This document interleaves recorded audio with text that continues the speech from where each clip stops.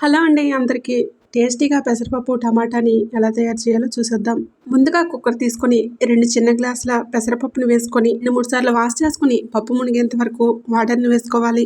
ఇందులో ముక్కలుగా కట్ చేసుకున్న 2 టమాటాలను, ముక్కలుగా కట్ చేసుకున్న ఒక ఉల్లిపాయను, 5-6 కరివేపాకులు, కొంచెం కొత్తిమీర, టీ స్పూన్ పసుపు, 2 టీ స్పూన్ల కారం, రుచికి సరిపడా ఉప్పును కూడా వేసుకొని కొంచెం ఆయిల్ కూడా వేసుకొని ఇవన్నీ కలుపుకొని కుక్కర్ మూత పెట్టి 4-5 విజిల్స్ వచ్చే వరకు ఉడికించుకోవాలి. తర్వాత కుక్కర్ మూత తీసుకొని పప్పు గుత్తితో పప్పుని ముద్దగా చేసుకోవాలి. తర్వాత ఇందులో గ్లాసుడు గోరువెచ్చని వాటర్ని కూడా వేసుకోవాలి. ఇలా వాటర్ వేసుకున్నాక తర్వాత స్టవ్ పైన పెట్టి అడుగంటకుండా ఇలా ఒకసారి కలుపుకోవాలి.